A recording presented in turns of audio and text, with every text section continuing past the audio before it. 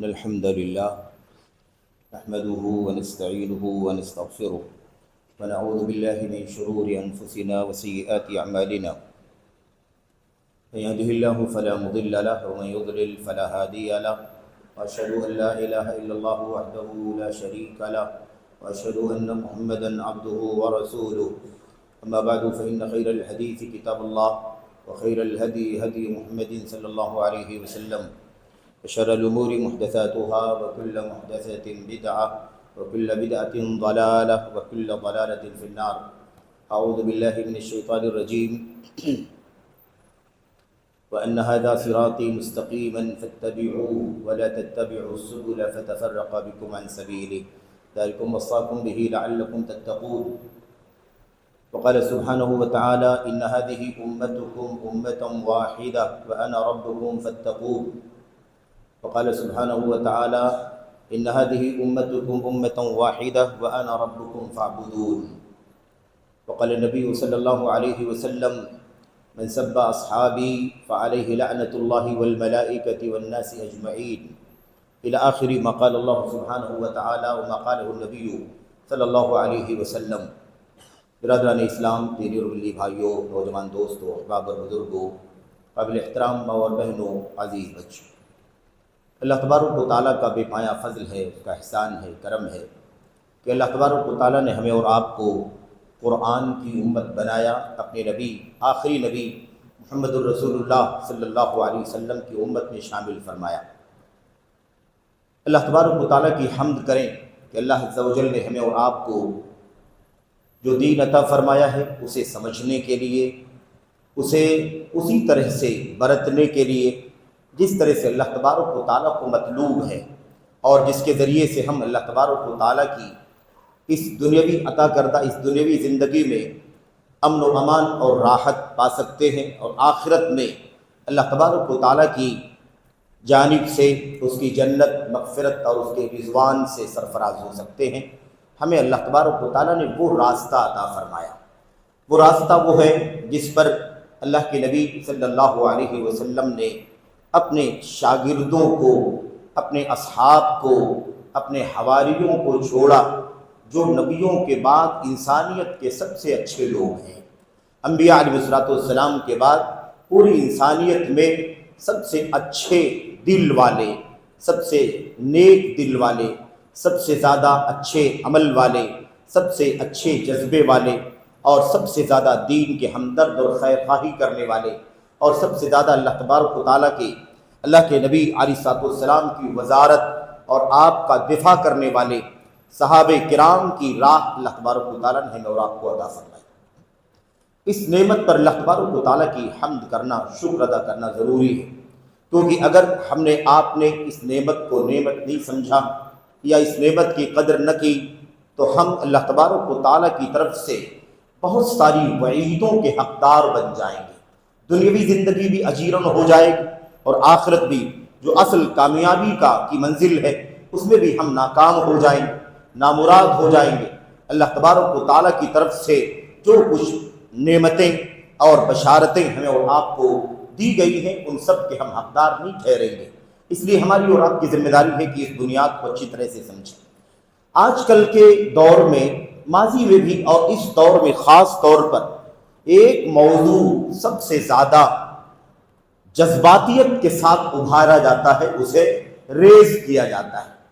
وہ موضوع سب جانتے ہیں، آپ بھی جانتے ہیں، ہم بھی جانتے ہیں، سبھی جانتے ہیں. وہ موضوع کیا ہے؟ سارے مسلمانوں کو ایک ہو جانا چاہیے. اتحاد کا نعرہ، وحدت کا نعرہ، اجتماعیت کا نعرہ، یکجہتی کا نعرہ.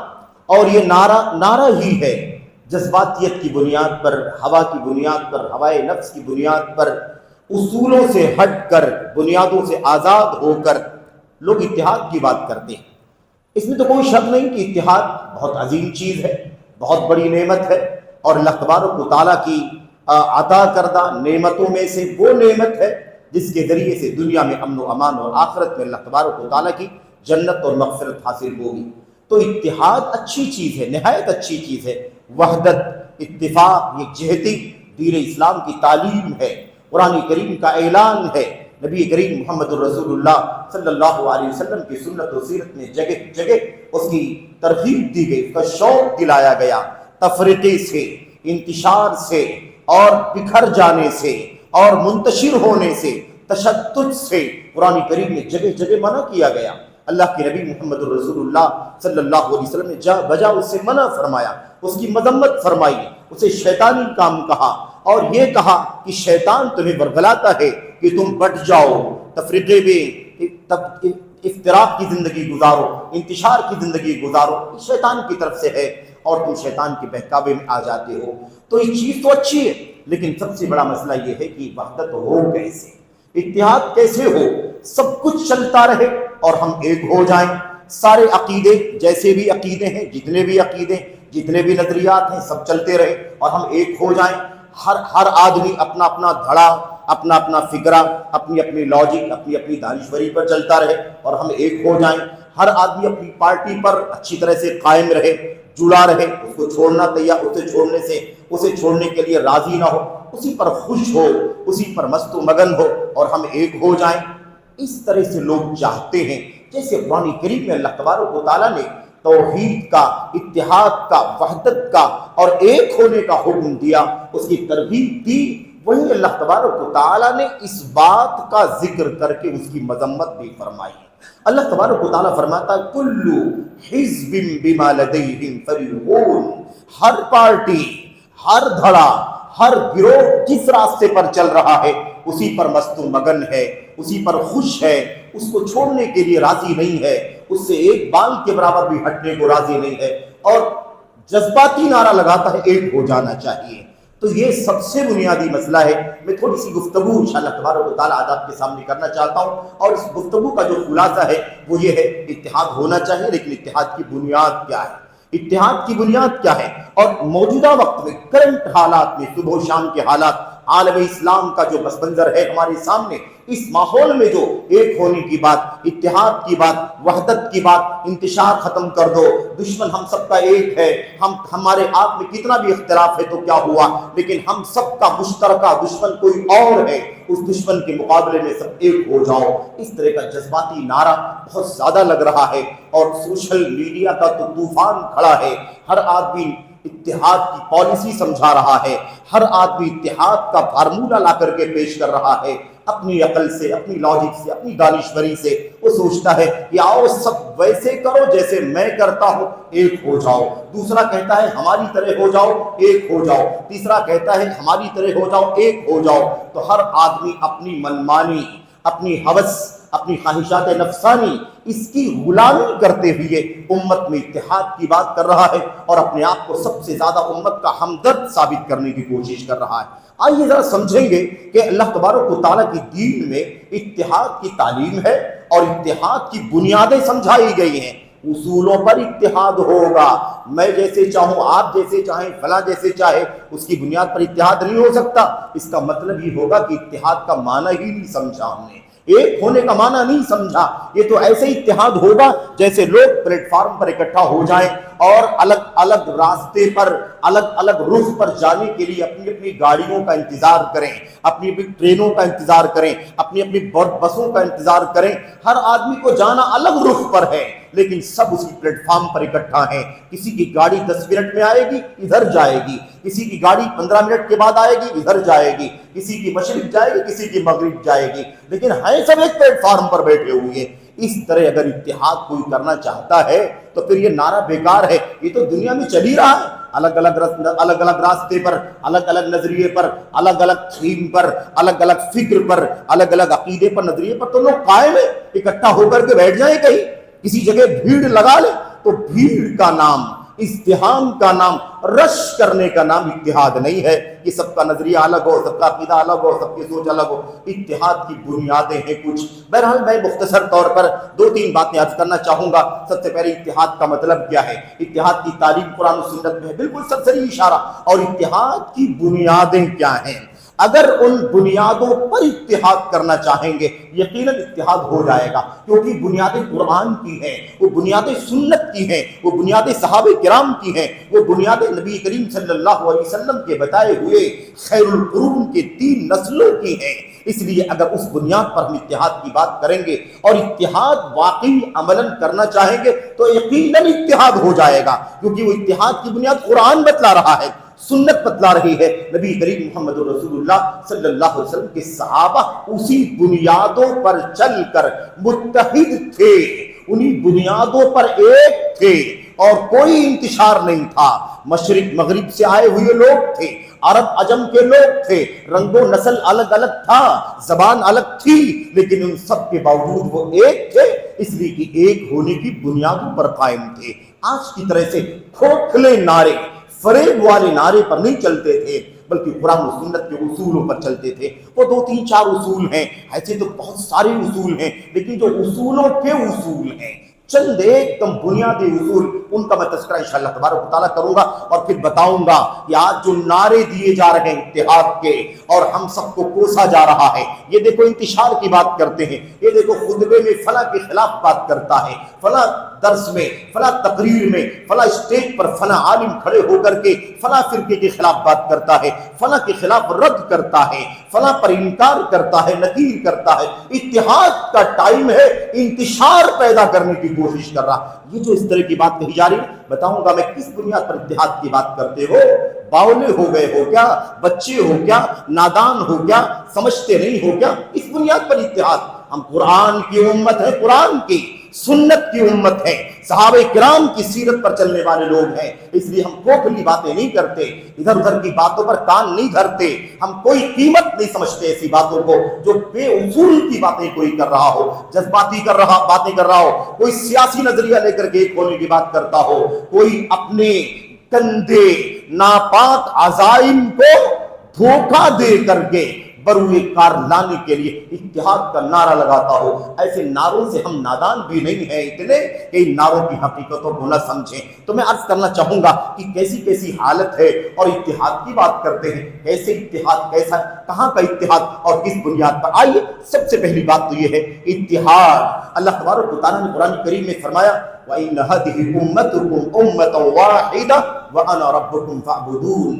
یہ تمہاری امت ایک امت ہے، یہ تمہاری امت ایک امت ہے اور میں تمہارا رب ہوں، اس لیے تم میری عبادت کرو، اس لیے تم میری عبادت کرو۔ یہ امت ایک امت، امۃ واحدہ، ایک امت ہے تمہاری اور میں تمہارا رب ہوں، اس لیے تم میری ہی عبادت کرو۔ دوسری آیت کریمہ میں اللہ تبارک و تعالیٰ فرماتا ہے وَإِنَّ هَذِهِ أُمَّتُكُمْ أُمَّةً وَاحِدَةً وَأَنَا رَبُّكُمْ فَاتَّقُونِ۔ یہ تمہاری امت ایک امت ہے، پوری امت ایک امت ہے یہ، اور میں تمہارا رب ہوں، وَأَنَا رَبُّكُمْ فَاتَّقُونِ، اس لیے تم میرا تقوی اختیار کرو۔ یہ قرآن کی 2 آیتیں آپ کے سامنے ہیں، آیت کریمہ چھوٹی چھوٹی ہے، سمجھو اللہ کے کلام کی آیت میں اللہ فرماتا ہے یہ امت ایک امت ہے، میں تمہارا رب ہوں، اس لیے تم میری ہی عبادت کرو۔ امت ایک کب ہوگی؟ جب اس اللہ کو رب مانے گی اور اس اللہ تبارک و تعالیٰ کی تنہا عبادت کرے گی۔ یہ بنیاد ہے، یہ بنیاد ہے، اور اتحاد کا حکم دیا جا رہا ہے، اتحاد کا پیغام دیا جا رہا ہے، اور اتحاد کا اصول ساتھ ساتھ میں لگا ہوا ہے۔ تم ایک ہو میں اس لیے کہ میں تمہارا رب ہوں، تمہیں روزی اور تمام زندگی کی ضروریات میں فراہم کرتا ہوں، میں تمہارا رب ہوں، اس لیے تم میری ہی عبادت کرو، میری عبادت کرو، اس پر تم ایک رہو گے اور میرا تقوی اختیار کرو۔ دوسری آیت کریمہ میں میرا تقوی اختیار کرو، تم ایک امت ہو، میں تمہارا رب ہوں، اس لیے تم تقوی اختیار کرو، مجھ سے ڈرو، میرا تقوی اختیار کرو۔ یعنی اللہ تبارک و تعالیٰ کے دین، شریعت، اس کے احکام، اس کے مسائل، حلال و حرام، زندگی کے تمام تر گوشوں میں جیسے سمجھایا گیا ہے اسے برتو، اس پر عمل کرو، اور جن جن چیزوں سے منع کیا گیا ہے ان تمام چیزوں سے اپنے آپ کو باز رکھو۔ تقویٰ کسے کہتے ہیں؟ جو کچھ اللہ نے کہا کرنا کرو اور جس سے اللہ نے منع فرمایا اسے باز آ جاؤ، اسی کا نام تقویٰ ہے۔ یہ دونوں آیتیں ہیں۔ اللہ تبارک و تعالیٰ فرماتا ہے وَاعْتَصِمُوا بِحَبْلِ اللَّهِ جَمِيعًا، اللہ تبارک و تعالیٰ کی رسی کو مضبوطی سے پکڑو۔ اللہ کی رسی قرآن ہے، سن لو اچھے سے، اللہ کی رسی کیا ہے؟ قرآن ہے۔ حبل اللہ، اللہ کی کتاب، طرفہ بید اللہ و طرفہ بایدیکم، یہ رسی ہے جس کا ایک سرا اللہ کے ہاتھ میں ہے، دوسرا سرا امت کے لوگوں تمہارے ہاتھ میں ہے۔ اس رسی کو مضبوطی سے تھام لو اور ٹکڑے ٹکڑے نہ ہو جاؤ۔ اور آئے گی بات انشاءاللہ تبارک و تعالیٰ، اگر یہ آیت کریمہ جسے اتحاد بیان کرنے کے لیے امت کی اجتماعیت کا پیغام دینے کے لیے سب سے زیادہ پڑھی جانے والی آیت کریمہ ہے۔ اگر اس ایک آیت کریمہ کو سمجھ لو تو پھر یہ جھوٹا نعرہ نہیں لگاؤ گے، اور کوئی جھوٹا نعرہ لگائے گا بھی نہیں، اور کوئی جھوٹے نعرے پر کان بھی نہیں رکھے گا۔ یہ فریب کا نعرہ سمجھ میں آ جائے گا۔ اللہ کی رسی کو مضبوطی سے پکڑ لو۔ اللہ کی رسی قرآن ہے، اس کی تشریح سنت ہے۔ قرآن کو سنت کو کیسے سمجھنا ہے، اس کے لیے آئیڈیل نبی کریم صلی اللہ علیہ وسلم کے صحابہ کرام ہیں۔ اس طرح سے ایک ہونا ہے۔ وَلَا تَفَرَّقُوا، اللہ تعالیٰ نے فرمایا فرقوں میں نہ بٹو، ٹولی گروہ دھڑا مت بانٹو، بلکہ کیا ہو جاؤ، اللہ کی رسی کو مضبوطی سے پکڑ کر ایک ہو جاؤ۔ یہ اللہ کے کلام کی اور بہت ساری آیتیں۔ وَلَا تَكُونُوا مِنَ الْمُشْرِكِينَ مِنَ الَّذِينَ فَرَّقُوا دِينَهُمْ وَكَانُوا شِيَعًا كُلُّ حِزْبٍ بِمَا لَدَيْهِمْ فَرِحُونَ، مشرکوں کی طرح مت ہو جاؤ۔ اللہ نے وہاں کیا فرمایا؟ اللہ نے فرمایا میں تمہارا رب ہوں، تم ایک امت ہو، میں تمہارا رب ہوں، میری عبادت کرو، میرا تقوی اختیار کرو۔ اس آیت کریمہ میں اللہ فرماتا ہے مشرکوں کی طرح نہ ہو جاؤ، مشرکوں میں سے نہ ہو جاؤ۔ وہاں اللہ نے فرمایا میری عبادت کرو، صرف میری عبادت۔ یہاں اللہ نے فرمایا مشرکوں میں سے نہ ہو جاؤ۔ من الذین فرقوا دینہم، جن لوگوں نے اپنے دین کو ٹکڑوں میں بانٹ لیا، اور ہر ایک الگ ٹولی میں بٹ گیا، اور ہر ایک اپنی ٹولی پر جس پر وہ چل رہا ہے، جس سے وہ جڑا ہوا ہے، اسی پر خوش ہے، مست و مگن ہے۔ یہ اللہ کے کلام کی آیتیں ہیں، اور اللہ کے نبی کی حدیثیں تو بہت ساری ہیں، شاید ان تمام کو پڑھنے کا موقع نہیں ہے۔ یہ تو قرآن کریم کی آیتوں میں، نبی کی سنتوں میں شک نہیں ہے، اتحاد کا حکم دیا جا رہا ہے، بار بار دیا جا رہا ہے۔ اتحاد کا ضابطہ کیا ہے؟ اتحاد کا اصول کیا ہے؟ بغیر اصول کے اتحاد نہیں ہو سکتا۔ میں کہوں، آپ کہیں، فلاں کہے، کسی کے کہنے پر کوئی ایک نہیں ہوتا، کوئی کسی کے ساتھ نہیں جائے گا، کوئی کسی کا ساتھ نہیں دے گا، کوئی اپنی پارٹی سے الگ نہیں ہوگا، کوئی اپنی خواہشات سے جدا نہیں ہوگا، کوئی اپنے باپ دادے کے طریقے کو نہیں چھوڑے گا، کوئی اپنے پیر و فقیروں کا راستہ نہیں چھوڑے گا۔ اصول ہونا چاہیے۔ قرآن کس پر کہتا ہے ایک ہو جاؤ، سنت کس پر کہتی ہے ایک ہو جاؤ، اسی پر آئیں گے تو انشاءاللہ تبارک و تعالیٰ یقیناً اتحاد ہو جائے گا۔ اتحاد کی بنیادیں کیا ہے میرے بھائیوں؟ اتحاد کی بنیادیں آپ 4 بنیادیں سمجھ لیں، 4 بنیادیں، بس اس کے اندر ساری بنیادیں جو بھی باقی بچیں گی سب شامل ہو جائیں گی۔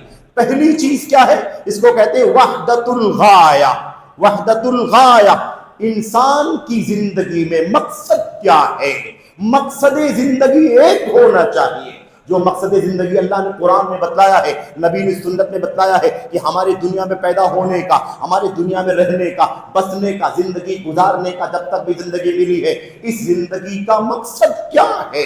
کیوں دنیا میں آئے؟ دنیا میں ہمارا وجود کیوں ہوا ہے؟ اس مقصد کو سب لوگ سمجھ لیں، ایک ہی مقصد ہے، اسی مقصد پر سب آ جائیں، اتحاد ہو جائے گا۔ یہ ہے کہتے ہیں وحدت الغایہ۔ مقصد ایک ہونا چاہیے، غرض و غایت ایک ہونی چاہیے۔ وہ کیا ہے؟ اللہ تبارک و تعالیٰ کی تنہا عبادت۔ اللہ کی عبادت کے لیے دنیا میں ہم اور آپ آئے ہیں، تو میرا الگ نہ ہو، آپ کا الگ نہ ہو، آپ کا الگ نہ ہو، کسی کا کوئی الگ نہ ہو، سارے لوگوں کا، ساری انسانیت کا، ہر کالے گورے، دور نزدیک، عرب عجم، اور جہاں بھی لوگ بستے ہو، ان سب کا مقصد کیا ہونا چاہیے؟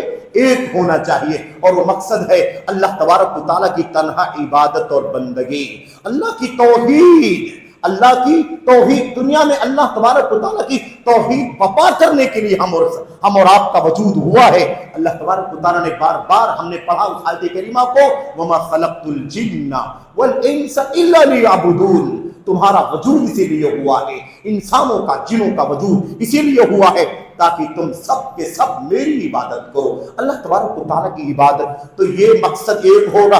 اگر سارے لوگ اسی مقصد پر آ جائیں، کوئی دوسرا مقصد نہ رکھے گا، تو سمجھ لو کہ اتحاد کے اصولوں میں سے، اتحاد کے پرنسپلز میں سے ایک پرنسپل کو قبول کر لے گا اور اتحاد کے راستے پر چل پڑے گا۔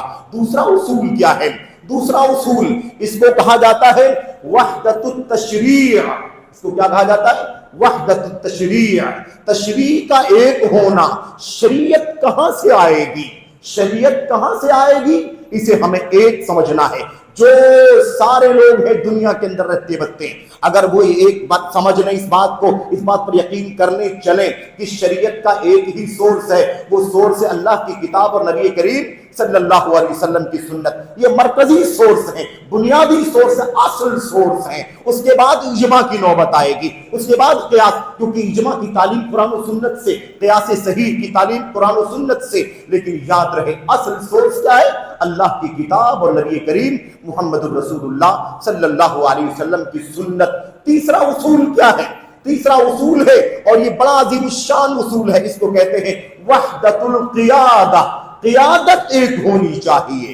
قیادت کا کیا مطلب ہوتا ہے؟ قائد کون ہوگا، رہنما کون ہوگا، ہم سب کا اغوا کون ہوگا، پیشوا کون ہوگا؟ مسلمانوں کی قیادت اگر ایک ہوگی، ایک ہونے کی بات کیا ہے؟ اسی پر جو پہلے دو اصول گزرے ہیں، اللہ کی توحید پر چلنے والی قیادت اور اللہ کے نبی محمد الرسول اللہ صلی اللہ علیہ وسلم کی سنت اور زندگی کے مطابق جو بھی اصول ہے اسی پر چلنے والی قیادت ایک ہوگی۔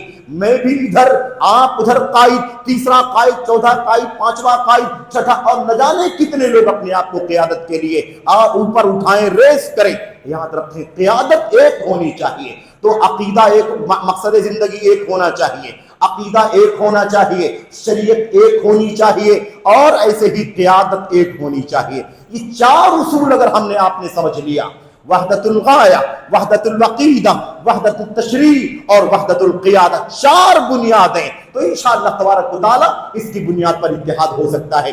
اب آپ اس کا خلاصہ سمجھ لیں، ان چاروں میں کیا کیا آ گیا، کیسے اتحاد ہو سکتا ہے؟ مشرق، مغرب، شمال، جنوب، عرب، عجم، کالے، گورے، زبان کوئی بھی بولتے ہو، ساری دنیا کے لوگ اگر ایک ہونا چاہتے ہیں ان چار اصولوں پر آنا ہوگا۔ ان چار اصولوں میں سے کوئی ایک بھی اصول اگر چھوڑ دیں گے تو یاد رکھیں کہ پھر اتحاد کا نعرہ کھوکھلا ہوگا، اتحاد کا نعرہ بے سود ہوگا، اتحاد کا نعرہ دھوکہ ہوگا، اتحاد کا نعرہ جھوٹا ہوگا۔ بس یہ صرف اور صرف ایک نعرہ ہوگا، شور مچانے کی بات ہوگی، جذباتیت کی بات ہوگی۔ اس لیے اتحاد کے نعرے تو لگتے، اسٹیج لگتے ہیں، یکجہتی کانفرنس، اتحاد امت کانفرنس، وحدت امت کانفرنس، وحدت اسلامی اور اجتماعیت اسلام کی اور یکجہتی کتابیں لکھی جاتی ہیں، پمفلیٹ لکھے جاتے ہیں بڑے بڑے، لیکن اس کے باوجود بھی سارا نتیجہ بے سود ہے، زیرو، کوئی نتیجہ نہیں۔ کیوں؟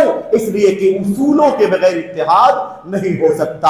اب سب سے جو خلاصے کی بات کیا ہے؟ اللہ کی توحید۔ اللہ کی توحید ہے تو اتحاد ہے، جہاں توحید ہے وہی اتحاد، جہاں توحید نہیں ہے تمہاری ہماری ساری کوششیں بیکار ہو جائیں گی، اتحاد نہیں ہو سکتا۔ میں توحید پر چلوں گا، دوسرا شرک کرے گا، میں ایک اللہ کی عبادت کروں گا، دوسرا اولیاء کو پوجے گا، تیسرا قبروں پر سجدے کرے گا، چوتھا اپنے اماموں سے مدد مانگے گا، استغاثہ کرے گا، فریاد کرے گا۔ یاد رکھو کیسے اتحاد ہوگا جہاں اللہ تبارک و تعالیٰ کو ایک ماننے کے لیے تیار نہیں، عبادت کا حق ایک، حق کی عبادت اللہ تبارک و تعالیٰ کے لیے تنہا خاص کرنے کے لیے تیار نہیں۔ کہاں سے اتحاد ہو سکتا ہے؟ شرک اور توحید میں اتحاد نہیں ہے تو مشرکین میں موحدین میں اتحاد نہیں ہو سکتا۔ جب شرک الگ چیز ہے، بدترین چیز ہے، اور شرک دنیا اور توحید دنیا کی سب سے بڑی نیکی ہے، تو شرک اور توحید میں اتنا بڑا ویر ہے، تو توحید کی راہ پر چلنے والوں میں اور شرک کے راستے پر چلنے والوں میں کیسے اتحاد ہو سکتا ہے؟ مجھے بتاؤ۔ اور آئے گی بات، میں آپ کے سامنے کچھ باتیں عرض کرنا چاہتا ہوں۔ دوسری بات کیا آ گئی آپ کے سامنے؟ شریعت ایک ہونی چاہیے، شریعت کا سورس، مرجع شریعت کہاں سے لیں گے؟ عقیدہ کہاں سے نکالیں؟ حلال و حرام کہاں سے نکالیں؟ جائز و ناجائز کہاں سے نکالیں؟ یہ کہاں سے نکلے گا؟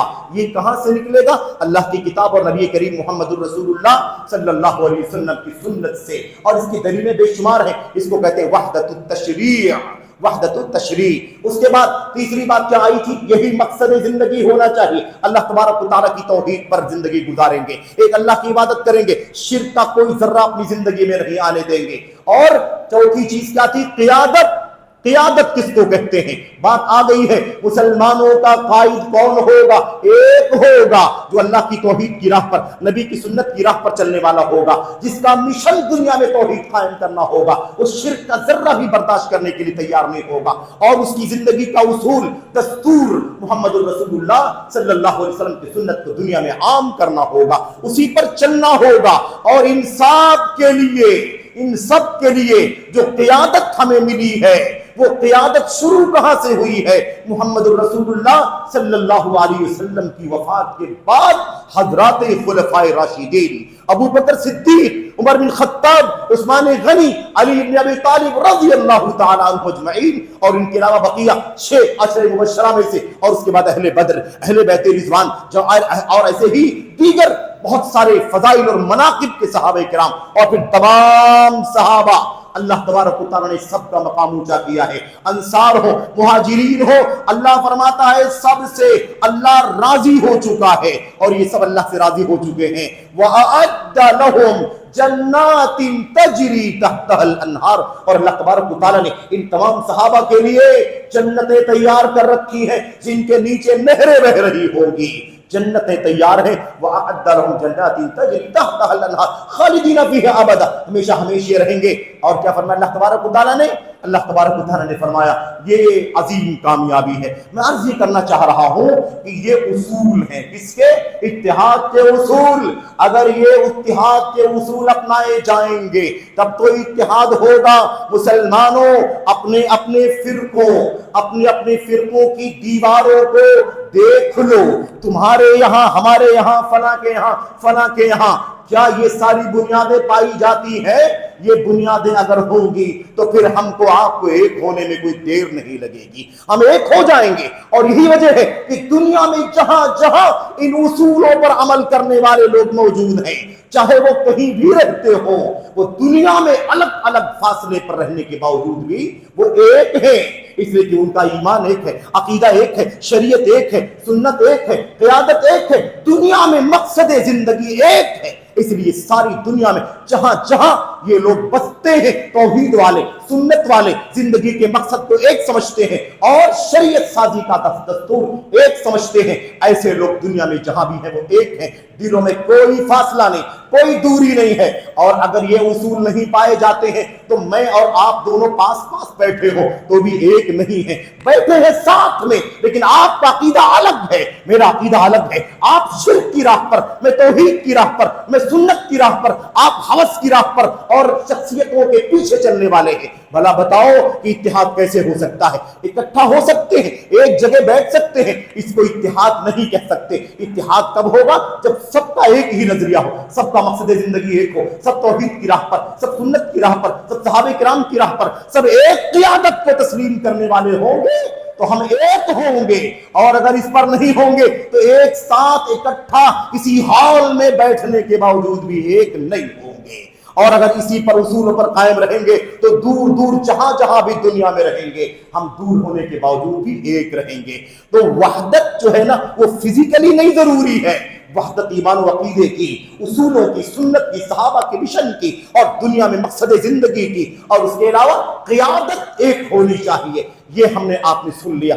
آج کل کے دور میں جو کچھ حالات ہیں میرے بھائیوں، ہم سب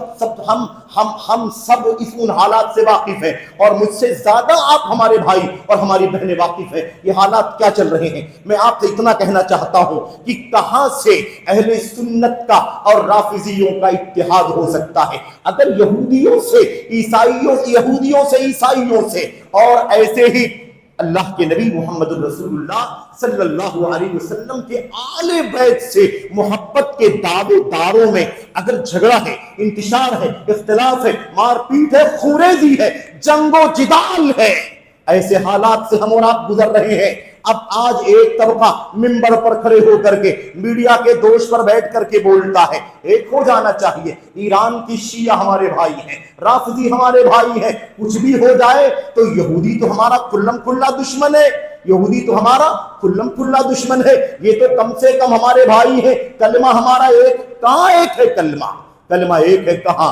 بھلا بتاؤ مجھے، آپ کا کلمہ ان کا کلمہ ایک ہے کیا؟ ہم کہتے ہیں اشہد ان لا الہ الا اللہ و اشہد ان محمد رسول اللہ۔ کیا شیعہ رافضی یہی کلمہ پڑھتے ہیں؟ اشہد ان لا الہ الا اللہ و اشہد ان محمد رسول اللہ، اور اس کے بعد علی ولی اللہ و وصیہ و خلیفۃ بلا فصل۔ اللہ اکبر، کہاں نہ کلمہ ایک ہے میرے بھائی؟ کلمہ بھی ایک نہیں، شروع میں عام بچہ بھی جان سکتا ہے کہ کلمہ بھی الگ ہے، اور یہ جو الفاظ آگے ہیں نا، آگے یہ اہل سنت یعنی قرآن و سنت اور صحابہ کی کلمے کے خلاف جس راستے پر وہ چل رہے ہیں، وہ نعرہ ہے ان کا۔ میں آپ سے عرض کرنا چاہتا ہوں بھئی ٹھیک ہے، جذبہ تو ٹھیک ہے، ایک ہو جانا چاہیے۔ ہم سب کا دشمن یہود مشترک ہے، ہم سب کا دشمن عیسائی مشترک، ہم سب کا مشترکہ دشمن کفار مشرکین، ٹھیک ہے، یہ بات تو اچھی ہے اپنی جگہ پر، لیکن مجھے بتاؤ ذرا کہ اتحاد ہوگا کیسے؟ کیسے اتحاد ہوگا؟ صرف یہ کہہ کر کے کہ شیعہ سنی میں تھوڑا اختلاف ہے، کچھ مسائل میں اختلاف ہے، میرے بھائیوں پہاڑوں جیسے اختلاف ہیں، کفر و ایمان کا اختلاف ہے، سنت و بدعت کا فاصلہ ہے، کیسے ایک ہو جائیں؟ بھلا بتاؤ تو صحیح۔ ہمارے اور آپ کے نعروں سے، جذباتیت سے، مودودی صاحب کے قریب کرنے کی کوشش سے، ڈاکٹر اسرار کے قریب کرنے کی کوشش سے، قرضاوی کے نعروں سے ہم قریب آ جائیں گے کیا؟ یاد رکھو، اگر ایسے قریب آ سکتے تو ایک دنیا کا ایک طبقہ عیسائی دنیا بھی مسلمانوں کو قریب ہونے کی بار بار دعوت دیتی ہے۔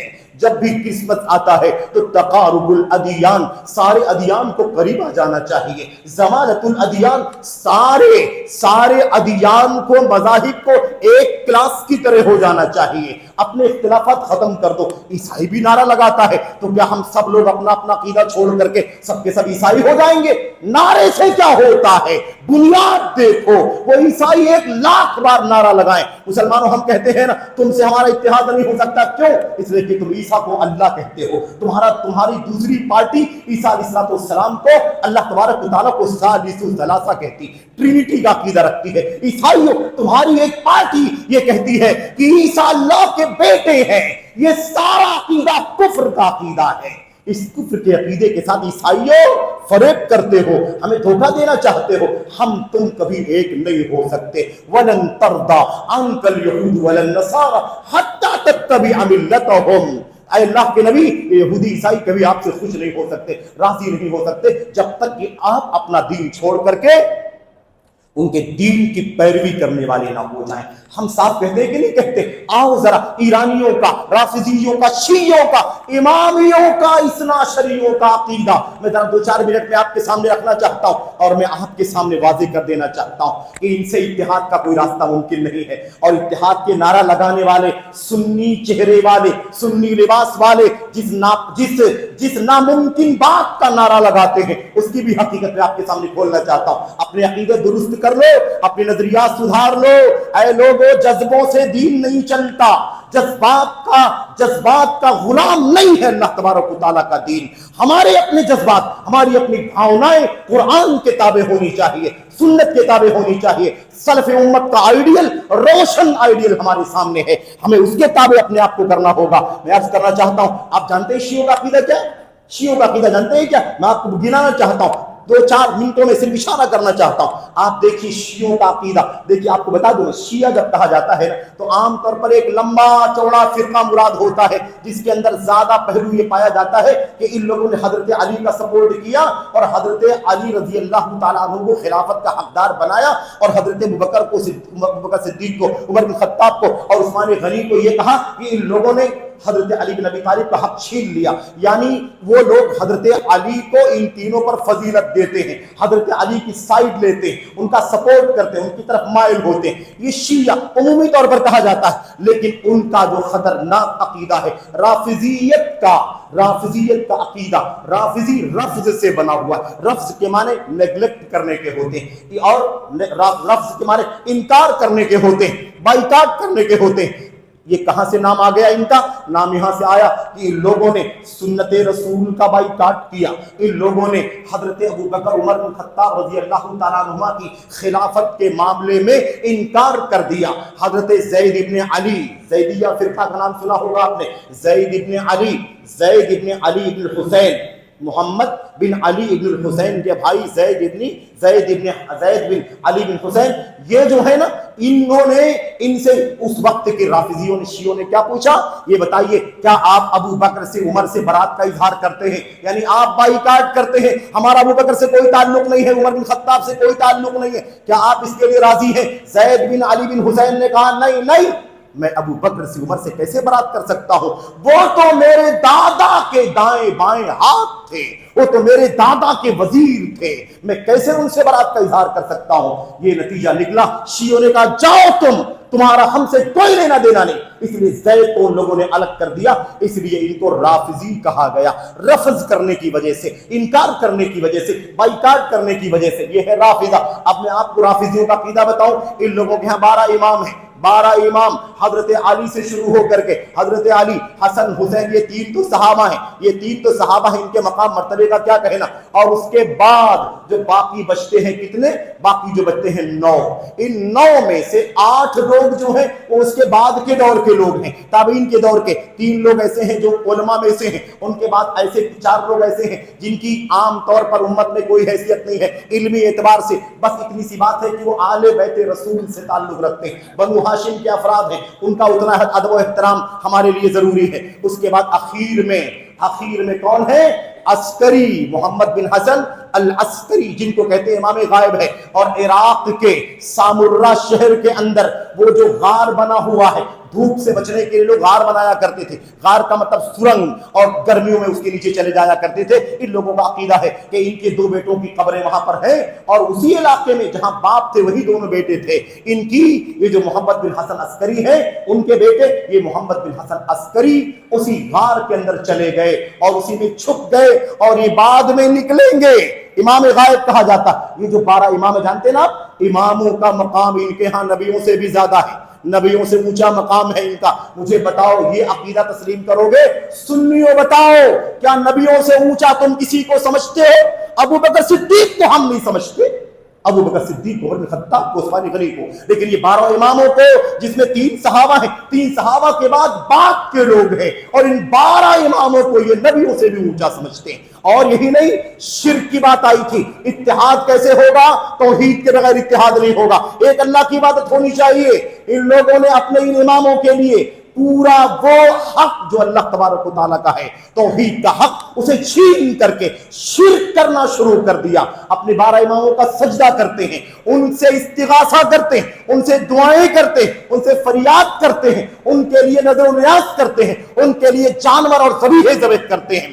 وہ سارا حق کے عبادت جو اللہ تبارک و تعالیٰ کے ساتھ خاص ہے، دو اللہ کی عبادت ہے، استغاثہ اللہ سے ہونا چاہیے، قربانی اللہ کے نام سے ہونی چاہیے، نظر اللہ تبارک و تعالیٰ کی مانی چاہیے۔ یہ سارے عقیدے توحید کے ان لوگوں نے شرک کیا، اپنے 12 اماموں کے ساتھ 12 اماموں کو اللہ کا شریک بناتے۔ اس شرک کے ساتھ کون سا اتحاد ہوگا؟ کون سا اتحاد ہوگا؟ میرے بھائیوں، جا کر کے ان کے آفیسوں میں، جا کر کے ان کی ایمبسیوں میں معانقہ کرنے سے اور چوم چاٹ کرنے سے اتحاد نہیں ہوگا۔ معاف کرنا مجھے، یہ ظلم ہے اللہ کی کتاب پر، زیادتی ہے اللہ کی توحید کے اوپر کہ ہم سب نظر انداز کر دیں۔ اللہ کی توحید کی کوئی قیمت نہیں ہے، اتحاد کے نام پر ہم سب کچھ کرنا شروع کر دیں۔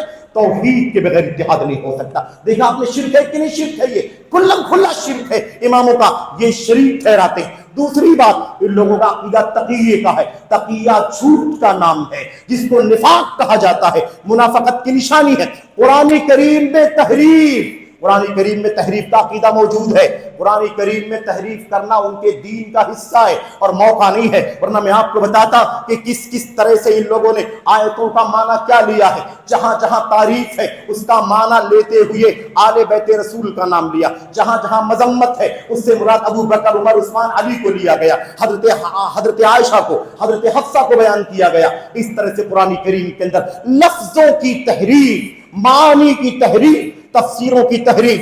ایسے ہی شیعوں کا، ان رافضیوں کا عقیدہ کیا ہے؟ ان کا عقیدہ کیا ہے میرے بھائیوں؟ ان کا عقیدہ یہ ہے کہ بدا جانتے، بدا وہ بدترین عقیدہ ہے، اس کا مطلب یہ ہوتا ہے دنیا میں ایسی بھی چیزیں ہوتی ہیں جو کرنٹ ہو جاتی ہیں، ابھی ظاہر ہوتی ہے، اللہ کو نہیں معلوم تھا کہ یہ ہونے والا ہے۔ استغفر اللہ، اللہ کی طرف جہالت کا جہالت کی نسبت ہے اس کے اندر، یہ سراسر کفری عقیدہ ہے۔ ایسے ان کے ہاں رجعت کا عقیدہ ہے۔ رجعت جانتے ہیں؟ رجعت رجوع کرنے، لوٹنے کے معنی میں ہے۔ اس کا معنی کیا ہے؟ ان رافضیوں کا عقیدہ ہے، امامیوں کا، اثنا عشریوں کا، کہ قیامت سے پہلے پہلے ہمارے سارے اہل بیت کے لوگ آئیں گے، حضرت علی سے لے کر کے 12 امام اور دیگر لوگ آئیں گے اہل بیت کے، اور یہ لوگ بھی آئیں گے، ابو بکر، عمر، عثمان، علی اور سارے لوگ آئیں گے۔ یہ سب کے سب قیامت سے پہلے مر چکے ہوں گے، زندہ ہوئے ہوں گے، زندہ ہوں گے۔ زندہ کس لیے ہوں گے؟ اس لیے ہوں گے کہ جن جن لوگوں نے اہل بیت کا حق چھینا ہے، استغفر اللہ، اہل بیت پر ظلم کیا ہے، زیادتی کی ہے، ان پر قصاص نافذ کیا جائے، انہیں سزا دی جائے، انہیں مارا جائے، انہیں اپنے جرم کا خمیازہ بھگتنے پر مجبور کیا جائے، اور پھر ان سب کی موت ہو جائے گی، پھر قیامت کے دن سب زندہ ہوں گے، تو اللہ تبارک و تعالیٰ قیامت کے دن آخرت میں جہنم کی سب کو سزا دے گا اور اہل بیت رسول کو جنت میں داخل کرے۔ اس طرح کا عقیدہ ہے ان لوگوں کا۔ مجھے بتاؤ، صحابہ کرام کو 7 کو چھوڑ کر کے، 7 یا 6 کو چھوڑ کر کے بقیہ سب کو کافر کہنے والے لوگ ہیں، سارے کے سارے کافر، ابو بکر کافر، عمر کافر، عثمان، استغفر اللہ، ایسے سارے صحابہ کرام کافر ہیں۔ حضرت علی، حضرت حسن، حضرت حسین، حضرت ابو ذر اور حضرت سمرہ بن جندب اور حضرت اسود، مقداد بن اسود، ان 6-7 کو چھوڑ کر کے سب کو کافر کہنے والے۔ مجھے بتا دو مسلمانوں، سنیوں، سنت والوں، بتاؤ مجھے، تمہیں جذبہ ضرور ہے اتحاد کا، تم چاہتے ہو جذبہ اتحاد ہو جائے ایران اور شیعوں کے یہودیوں کے مقابلے میں، اسرائیل کے مقابلے میں، یہود کے مقابلے میں سارے لوگ ایران کا ساتھ دینے کے لیے کھڑے ہو جائیں، ایک ہو جائیں، نعرہ تم ضرور دیتے ہو اور جذبہ تمہارا بڑا اچھا ہے، لیکن مجھے بتاؤ ذرا کہ اس کفر کے ساتھ، اس شرک کے ساتھ، اس بدعقیدگی کے ساتھ، اس اللہ کے نبی کے صحابہ کو کافر کہنے والا، کیسے ہم ان کے ساتھ اتحاد کر سکتے؟ شرک کے ساتھ، کفر کے ساتھ، نبی کے صحابہ کرام جن کی اللہ تعریف کرتا ہے، اللہ کے نبی علیہ السلام تعریف کرتے ہیں، ان کی جنت کی بشارت ہے، اللہ جنتی کہتا ہے اور رافضی جہنمی اور کافر کہتے ہیں۔ مجھے بتاؤ اہل سنت کے لوگوں، تم کیسے ان کے ساتھ اتحاد کی بات کرتے ہو، جذبات کی بات کرنا چاہتے ہو؟ اور میں عرض کرنا چاہتا ہوں، یہ جو معاملہ پیدا ہو گیا ہے، نعرے لگ رہے اتحاد پیدا کرو، اس کے پیچھے بھی کوئی بہت بڑا کام ہے۔ اتنی آسانی سے یہ ہمارے سنت کے نوجوان اور سنت کے بزرگ اور ہمارے بھائی، ہماری بہنیں، ہماری مائیں اور بچے اتنی آسانی سے نہیں بہک سکتے۔ اس کے پیچھے بھی بڑا جتن ہوا ہے، وہ یہ ہوا ہے، سنت کے نام لیوا بعض لوگوں نے اسی عقیدے کو ہلکا ثابت کیا، یہ کفر و شرک چھپا دیا، یہ بدعقیدگی چھپا دی، یہ انحراف چھپا دیا، یہ صحابہ کرام کی تکفیر چھپا دی، اور چھپائی نہیں، خود بھی اسی راستے پر چلنے لگے، اسی راستے پر چلنے لگے۔ صحابہ کو یہودی، عیسائی، رافضیوں نے، شیعوں نے 7 کو 6 کو چھوڑ کے سب کو کافر کہہ دیا، لیکن ان سنیوں میں سے بعض لوگوں نے یہ دروازہ کھولا، حضرت ابو ہریرہ کے بارے میں بدزبانی کی، حضرت ابو بکر صدیق کے خلاف جیسے ہی یہ رافضی بدزبانی کرتے ہیں، حضرت علی، ایسی حضرت عثمان کے خلاف بدزبانی کی۔ جاؤ اٹھا کر کے دیکھو کتابیں، سید مودودی کی کتابیں اٹھا کر کے دیکھو، حسن بنا کی کتابیں اٹھا کر کے دیکھو، سید قطب کی کتابیں اٹھا کر کے دیکھو، اور اس طرح کے جتنے لوگ ہیں ان کی کتابیں اٹھا کر کے دیکھو، آپ کو صحابہ کرام کے خلاف بدزبانی ملے گی۔ تفہیم القرآن اٹھا لو، خلافت ملوکیت اٹھا لو، اور وہ کتاب حسن سید قطب کی العدالت الاجتماعیہ فی الاسلام اٹھا لو، اٹھا کر کے دیکھو کیا انہوں نے حضرت عثمان غنی کے بارے میں کیا لکھا ہے، حضرت معاویہ کے بارے میں کیا لکھا ہے، حضرت عمرو بن عاص کے بارے میں کیا لکھا، عمرو بن عاص کے بارے میں کیا لکھا ہے۔ اور آج کے دور کا ایک بہت بڑا ندوی، سلمان ندوی کے نام سے دنیا جانتی ہے، بڑا مقرر، اردو میں، عربی میں تقریریں، زبان تو قینچی کی طرح چلے اور گالی گلوچ کے سوا کچھ نہیں۔ میں نہیں بات کرتا کہ آج کل مسلمانوں اور سنت کے علماء اور ائمہ کے بارے میں کیا بات کرتا ہے۔ میرے بھائیوں، جو صحابہ کی بدزبانی کر سکتا ہے اس سے کس چیز کی توقع کی جا سکتی ہے؟